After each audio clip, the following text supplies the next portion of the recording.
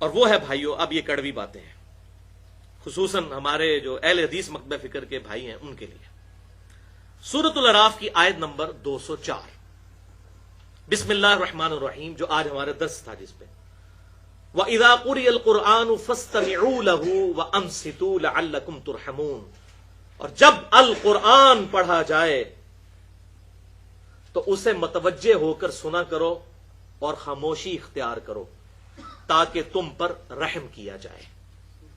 تو تعویل عام کے اعتبار سے یہ آیت واقعی ہی ہر اس جگہ پر لاگو ہوگی جہاں قرآن پڑھا جا رہا ہوگا، چاہے نماز میں ہوگا یا نماز کے باہر۔ اور یہ میرا اپنا فتویٰ نہیں بلکہ پوری امت کا، محدثین کا اجماع ہے اس بات کے اوپر، اہل سنت کا، اہل تشیع کا، دونوں کا اجماع ہے۔ اور اس میں یہ جو جعلی باتیں جی، یہ مکی آیت تھی جی، وہ نماز تو مدینے میں فرض ہوئی، اور بھائی چاہے مکی تھی یا مدنی تھی اس سے تو فرق ہی نہیں پڑتا، یہ تو وہی بات ہے کہ جی یہ آیتیں بتوں کے بارے میں، یہ ادھر نہیں لگ سکتی، یہ وہی لیم ایکسکیوزز، لنگڑے قسم کے ایکسکیوز، لیم ایکسکیوزز۔ اور یہ دونوں طرف سے ہیں، ادھر سے بھی ہے، یہ کہتے ہیں مکی آیت ہے، وہ کہتے ہیں جناب دیکھیں نا جی قرآن میں حکم ہے قرآن سنو، تو ہم اس لیے فاتحہ نہیں پڑھتے کہ امام کو سن رہے ہوتے ہیں، تو بھائی عشاء کی آخری 2 رکعتوں میں اور مغرب کی آخری رکعت میں اور ظہر اور عصر میں، اس وقت تم کون سا قرآن سن رہے ہوتے ہو؟ اس وقت کیا تکلیف ہوتی ہے؟ اس وقت کیوں نہیں سورۃ الفاتحہ پڑھتے؟ تو وہ بھی جعلی بات کر رہے ہوتے ہیں، تو جعلی بات پکڑی جاتی ہے، ادھر بھی جعلی بات ادھر بھی جعلی بات حنفیوں کی طرف سے۔ وہ جی قرآن میں آیا قرآن پڑھا جائے خاموشی سے سنو، بھائی عشاء کی آخری 2 رکعتوں میں اونچی آواز سے پڑھا جا رہا ہوتا ہے تو اس میں آپ کیوں پھر نہیں پڑھتے؟ ضد پہ اڑے ہوئے ہو۔ تو یہ سارے ہیں لیم ایکسکیوزز دونوں طرف سے۔ بہرحال یہاں پر میں کچھ باتیں عرض کر دوں اسی حوالے سے، کچھ انٹرسٹنگ باتیں۔ اب چونکہ میں خود بھی 31 سال تک بریلوی رہا ہوں، حنفی رہا ہوں، مجھے یہ معاملات بالکل کلیئر ہیں کہ یہ بات بالکل لاجیکل ہے، عام فطرت پہ جو مسلمان پیدا ہوتا ہے، چاہے بریلوی ہو، دیوبندی ہو، اہل حدیث ہو، اہل تشیع کے ہاں، ظہر اور عصر کی نمازوں میں ساری رکعتوں میں وہ سورۃ الفاتحہ پڑھتا ہے، اور عشاء کی آخری 2 رکعتوں میں اور مغرب کی آخری رکعت میں بھی پڑھتا ہے، جب تک مولوی اس کو پٹی نہ پڑھاتے۔ ہم خود بھی پڑھتے تھے، مطلب ہمارا دماغ ہی نہیں تھا کام کرتا کہ یار یہ کس طرح ہو سکتا ہے کہ بھئی اب میں زور میں وہ اپنی دکان 4 دکانوں کا حساب کرتا رہوں 4 رکعتوں کے اندر، کہ میں منہ بند کر کے، اور آپ کی تو نماز ہی بڑی لمبی ہوتی تھی۔ تو پہلی 2 رکعتوں میں تو صحابہ کرام کہتے ہیں، وہ جابر بن عبداللہ کا میں نے بیان کیا 843 نمبر سنن ابن ماجہ کی، کہ ہم زور اثر کی پہلی 2 رکعتوں میں 7 سورتیں بھی پڑھا کرتے تھے، یعنی جب تک آپ صلی اللہ علیہ وسلم رکوع میں نہیں جاتے تھے ہم قرآن پڑھتے رہتے تھے۔ بالکل لاجیکل بات ہے۔ تو مولوی جب تک پٹی نہ پڑھائے، ابھی بھی آپ اگر دیکھ لیں تو ہمارے حنفی بھائیوں کی یعنی دیوبند اور بریلویوں کی اکثریت زور و اثر کی نماز میں سورہ فاتحہ پڑھتی ہے، اور عشاء کی آخری 2 رکعتوں اور مغرب کی آخری رکعت میں پڑھتی ہے۔ ان بیچاروں کو تو پتہ ہی نہیں ہے کہ یہ بھی کوئی بیچ میں مصیبت ہے، اور یہ تو وہ مصیبت ہے جو ان کو پتہ نہیں۔ اس سے مضحکہ خیز مصیبت میں آپ کو بتاؤں جو اس سے بھی خطرناک ہے، جو فقہ حنفی کی ساری کتابوں میں لکھی ہوئی ہے، اور یہ لطیفہ سنائے بغیر یہ درس مکمل نہیں تھا۔ اور اللہ نے بڑی مدد کی میری کہ مجھے بڑی پرانی باتیں یاد آنا شروع ہو گئیں جب یہ لیکچر میں نے تیار کیا، کہ 3-4 ہفتے لگائے میں نے اس پہ، کمپیریٹو اسٹڈی پہ۔ وہ بات کیا یاد آئی، فقہ حنفی کی ساری کتابوں میں، چاہے وہ عربی میں ہو یا اردو میں ہو، بار شریعت کھول لیں، بہشتی زیور کھول لیں، فتاوی عالمگیری کھول لیں، در مختار کھول لیں، اس پہ فتاوی شامی رد المختار کھول لیں، اس میں یہ بات لکھی ہوئی ہے بھائیوں کہ اگر کوئی مقیم مسافر کے پیچھے نماز پڑھے تو مسافر تو 2 فرض پڑھ کے سلام پھیر دے گا نا، تو کہتے ہیں مقیم نے پڑھنی ہے 4، امام تو فارغ ہو گیا، تو مقیم جب آخری 2 رکعتوں میں کھڑا ہوگا نا تو خاموشی سے وہ اپنا قیام کرے گا۔ امام صاحب بیچارے جوتیاں پا کے کاٹ جا چکے ہیں، وہ کہنا نہیں وہ چونکہ امام کے پیچھے ہی شمار ہے۔ اب مجھے بتاؤ یہ دنیا کی کس ڈکشنری میں وہ امام کے پیچھے شمار ہوگا؟ امام نے تو سلام پھیر دیا اور نماز مکمل کر چکا ہے۔ وہ کہتے ہیں نہیں، چونکہ وہ تکبیر اولیٰ سے امام کے ساتھ شامل ہوا تھا تو امام کی قرات مقتدی کے لیے کافی ہے، لیکن بھائی جی امام قرات کر ہی نہیں رہا تیسری 4تھی رکعت میں۔ وہ کہتے ہیں نہیں، یہ ہمارے بزرگوں نے مسئلہ بتایا ہے کہ مقیم جو ہے مسافر کے پیچھے آخری 2 رکعتوں میں خاموشی سے اندازہ کر لے کہ کتنی دیر میں فاتحہ پڑھی جاتی ہے، اتنا اندازہ وہ خاموشی سے کھڑا رہے اور پھر رکوع میں جائے۔ اس سے کسی کی بدنیتی اور شیطان کا حملہ اس بندے پہ چیک ہو جاتا ہے کہ یہ اب دنیا کی کس عدالت میں یہ مقدمہ پیش کیا جا سکتا ہے. میرا خیال ہے یہ بات ان کی عوام کو پتا چل جائے نا تو وہ بھی ان کو لتر مارے کہ خدا کے لیے کیا بزرگ ہمارے ساتھ کر کے گئے ہیں. یعنی کہ ان کی عقل بھی کام نہیں کرتی تھی کہ جنہوں نے یہ مسئلے لکھے ہیں کہ امام صاحب جا چکے ہیں. چلو پہلے تو تھا کہ 4 رکعتوں میں امام پڑھ رہے آگے, اب تو امام پڑھ ہی کوئی نہیں رہا, وہ تو سلام پھیر کے فارغ ہو چکا ہے, مسافر امام ہے, اور پیچھے آپ پھر بھی خاموشی اختیار کریں. وَلِعَوْذُ بِاللَّهِ تَعَالَى. بس دعا کریں گے کسی کا گیئر الٹا نہ لگے, ورنہ جو ایکسیلیٹر پہ پاؤں رکھے گا گاڑی اتنی پیچھے جائے گی. اب یہ گیئر الٹا لگ چکا ہوا اصل میں, تو جتنا ایکسیلیٹر دبائیں گے گاڑی آگے نہیں جانی, پیچھے ہی جانی ہے. اسی طریقے سے ہم خود بھی بریلوی رہے 31 سال تک, جو بند میں بھی عرصہ گزرا, اس وقت بھی الحمدللہ میری یہ عادت تھی کہ فجر کی نماز میں اگر میں مسجد میں پہنچوں اور امام نے نماز شروع کر لی ہو تو میں کبھی سنتے نہیں پیچھے پڑتا تھا. میری عقل ہی نہیں مانتی تھی کہ فرض نماز کھڑی ہے اور میں پیچھے جو ہے وہ اپنا کام شروع کر دوں. اور ان ظالموں کو اب نہیں ان کو یہ آیت یاد آتی وَإِذَا قُرِئَ الْقُرْآنُ فَاسْتَمِعُوا لَهُ وَأَنصِتُوا لَعَلَّكُمْ تُرْحَمُونَ. جب قرآن پڑھا جائے تو خاموشی سے سنا کرو, ٹھیک ہے, اس کو متوجہ ہو کر خاموش رہا کرو. یہ بات نہیں یاد آتی. ہم تو قائل ہیں, ہم کہتے ہیں خاموشی رکھیں, امام کے پیچھے بھی رکھیں, صرف سختوں میں پڑھیں.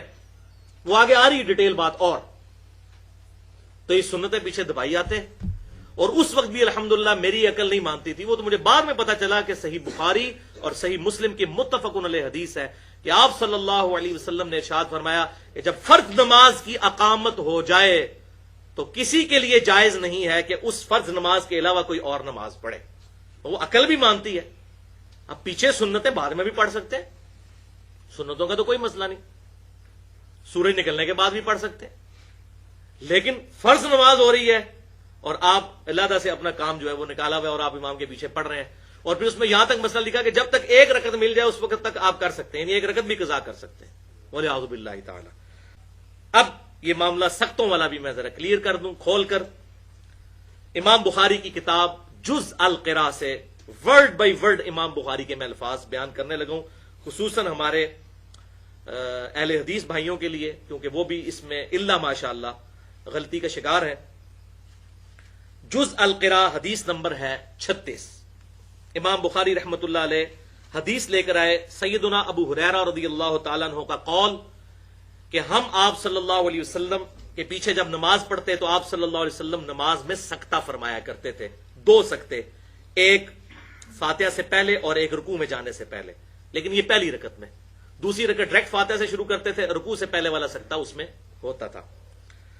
تو اب امام بخاری کے ذرا کامنٹ سنیں اسی حدیث نمبر 36 کے تحت. وہ کہتے ہیں ابو سلمہ بن عبد الرحمن تابعی, میمون بن مہران تابعی اور سعید بن جبیر تابعی رحمہم اللہ اجمعین. سعید ابن جبیر کے تو کیا کہنے, الحمدللہ شیعان علی میں سے تھے اور مخالفین بنو امیہ تھے, اور یہ وہی ہیں جن کو حجاج ابن یوسف نے اپنے دربار میں قتل کروایا تھا. اور بعد میں کسی نے خواب میں دیکھا تو حجاج ابن یوسف نے کہا کہ باقی لوگوں کے قتل کے بدلے میں تو مجھے 1 دفعہ قتل کیا گیا, لیکن سعید ابن جبیر کے قتل کے بدلے میں اللہ تعالیٰ روزانہ مجھے قتل کرتا ہے, جو میں نے اس نیک انسان کو قتل کیا. اور عبداللہ ابن عباس کے سب سے بڑے شاگرد, بخاری اور مسلم کی درجنوں احادیث کے راوی سعید ابن جبیر رحمت اللہ علیہ, رضی اللہ عنہ بھی کہہ سکتے ہیں, علیہ السلام بھی کہہ سکتے ہیں, الحمدللہ. یہ 3 تابعی کا امام بخاری لکھ کے کہتے ہیں, اور دیگر اسلاف رحمہم اللہ سختوں میں قرات کے قائل تھے. سختوں میں, جب امام خاموش ہوتا ہے, اور ان کی دلیل یہی حدیث ہوا کرتی تھی کہ لا صلاۃ لمن لم یقرأ بفاتحۃ الکتاب, کہ اس کی نماز ہی نہیں ہے جو سورۃ الفاتحہ نہیں پڑھتا. پھر جب امام قرات کرتا تو وہ خاموش ہو جایا کرتے تاکہ اللہ تعالی کے ارشاد پر عمل ہو. یہ امام بخاری کہہ رہے ہیں, میں نہیں کہہ رہا. تسی کہتے ہو جی مکی آیت ہے, امام بخاری نے نہیں پتا ہے مکی آیت ہے, امام بخاری کہہ رہے ہیں تاکہ اس حدیث پر بھی عمل ہو اور اس آیت پہ بھی. فَاسْتَمِعُوا لَهُ وَأَنصِتُوا, سورۃ الاعراف آیت نمبر 204, کہ جب قرآن پڑھا جائے تو اس وقت اس کو سنا کرو اور خاموشی اختیار کرو, اور رسول اللہ صلی اللہ علیہ وسلم کے حکم پر بھی عمل ہو جائے, کیونکہ مَن یُطِعِ الرَّسُولَ فَقَدْ أَطَاعَ اللَّهَ, امام بخاری نے وہ آیت لکھ دی سورۃ النساء کی آیت نمبر 80 کہ جس نے رسول اللہ صلی اللہ علیہ وسلم کا حکم مانا گویا اس نے اللہ کا حکم مانا۔ وہ کہتے ہیں یہ جو ہمیں کہتے ہیں نا جی وہ قرآن اور حدیث ٹکرا رہے ہیں، وہ کہہ رہے ہیں کوئی نہیں ٹکرا رہے، قرآن پر بھی عمل کریں گے کہ امام جب تلاوت کرے گا ہم خاموشی اختیار کریں گے، اس کے سختوں میں پڑھیں گے، حدیث پر بھی عمل کریں گے۔ اور پھر امام بخاری رحمۃ اللہ علیہ نے بڑی سخت بات کی، جو لوگ سورۃ الفاتحہ نہیں امام کے پیچھے پڑھتے انہوں نے پھر سورۃ النساء کی آیت نمبر 115 بھی ساتھ لکھ دی، جس کے کانٹیکسٹ میں نے مسئلہ نمبر 31 ریکارڈ کروایا تھا اجماع کی حجیت والا، کہ جو کوئی رسول اللہ کی مخالفت کرتا ہے بعد اس کے کہ اس پر حق واضح ہو چکا ہے، یعنی رسول اللہ کی مخالفت کیا؟ امام بخاری یہ بتانے چاہ رہے ہیں کہ آپ صلی اللہ علیہ وسلم نے کیا فرمایا تھا؟ لا صلاۃ لمن لم یقرأ بفاتحۃ الکتاب، تو سورۃ الفاتحہ نہ پڑھنا رسول اللہ کی مخالفت ہے، بعد اس کے کہ اس پر حق کھل چکا اور مومنین کے راستے کو چھوڑ دیتا ہے، یعنی کس کے؟ صحابہ کرام علیہم رضوان کے۔ تو پھر وہ جس گمراہی میں سرگرداں ہیں ہم اسی گمراہی میں اسے رہنے دیں گے اور آخرت میں اسے آگ کا مزہ چکھائیں گے، دوزخ کی آگ کا، وَلِعَاذُ بِاللَّهِ تَعَالَى۔ اتنی سخت یہ آیت امام بخاری نے اس جگہ پر نقل کی، حدیث نمبر 36 کے اندر جز القراء امام بخاری کی کتاب ہے۔ اور یہ نہ سمجھیے گا بھائیو امام بخاری نے کوئی خود سے فتویٰ لگایا، سیدنا ابو ہریرہ رضی اللہ تعالیٰ عنہ جو ساری احادیث کے راوی ہیں، ان کا قول صحیح سند کے ساتھ جز القراء میں امام بخاری نے 274 نمبر پر حدیث وہ نقل کی، حدیث موقوف، وہی جو آپ کے اس ریفرنس پیج کے اوپر سیکنڈ لاسٹ لکھی ہوئی ہے، للامام سکتتان، امام کے لیے ہیں دو سکتے، فاغتنموا القراءۃ فیہما بفاتحۃ الکتاب، تو ان دو خاموشیوں اور سکتوں میں سورۃ الفاتحہ پڑھنے کو غنیمت سمجھو۔ اور اس سے بھی بڑھ کر سیدنا عبداللہ بن عمر بن عاص رضی اللہ تعالیٰ عنہ کا قول بھی نقل کیا، بلکہ یہ مرفوع حدیث کے درجے میں ہی آ جائے گی یہ بات۔ امام بہقی نے اپنی کتاب کتاب القراء کے اندر حدیث نمبر 301 اور 302 انہی دو سختوں کے بارے میں، عبداللہ بن عمر بن عاص رضی اللہ تعالیٰ عنہ، یہ وہی صحابی ہیں جو حضور صلی اللہ علیہ وسلم کی ہر بات لکھ لیا کرتے تھے، سنن نبی داؤد میں آتا ہے۔ پھر کچھ صحابہ نے کہا آپ انسان ہی ہیں، کوئی بعض اوقات آپ جذبات میں بھی کوئی بات کر دیں، تو انہوں نے حدیثیں لکھنا چھوڑ دیں۔ تو آپ صلی اللہ علیہ وسلم نے اپنی مبارک زبان پکڑ کر فرمایا کہ اللہ کی قسم اس زبان سے حق کے سوا کچھ نہیں نکلتا، تو یہ حدیثیں لکھا کرتے تھے۔ اور صحیح بخاری میں موجود ہے، حضرت ابو ہریرہ کہتے ہیں مجھ سے بھی زیادہ حدیثیں عبداللہ بن عمر بن عاص کے پاس ہے، کیونکہ میں زبانی یاد رکھتا ہوں اور وہ لکھ لیتے ہیں۔ اور انہی کا وہ صحیفہ صادقہ بھی موجود ہے جس کے قلمی نسخے بھی مل چکے ہوئے ہیں، عبداللہ بن عمر بن عاص رضی اللہ تعالیٰ عنہما۔ تو کتاب القراء امام بہقی کی 301 اور 302 نمبر حدیث، وہ کہتے ہیں کہ جب آپ صلی اللہ علیہ وسلم سکتہ کرتے تو ہم آپ صلی اللہ علیہ وسلم کے پیچھے سورۃ الفاتحہ پڑھا کرتے، پھر آپ صلی اللہ علیہ وسلم جب قرات شروع کرتے تو ہم خاموشی اختیار کر لیتے، اس کے بعد جب آپ صلی اللہ علیہ وسلم خاموش ہو جاتے یعنی دوسرا سکتہ کرتے تو پھر ہم قرات کرتے، یعنی ہم سے مراد جو بعد میں شامل ہوئے ہوتے۔ اور کیوں کرتے؟ ساتھ ہی اسی حدیث میں آتا ہے، عبداللہ بن عمر بن عاص کہتے ہیں کہ آپ صلی اللہ علیہ وسلم ہم سے فرمایا کرتے تھے کہ ہر وہ نماز جس میں سورۃ الفاتحہ نہ پڑھی جائے وہ ناقص ہے، اس لیے ہم نماز میں سورہ فاتحہ بھی سکتوں میں پڑھا کرتے تھے۔ الحمدللہ بھائیو، بالکل حق واضح ہو گیا، خود ہی فیصلہ کریں کہ سیف سائڈ کون سی ہے۔ اور یہاں پر میں فتویٰ نہیں لگاتا، لیکن یہ حدیث میرے امام کا تقاضا ہے، میں ضرور بیان کروں۔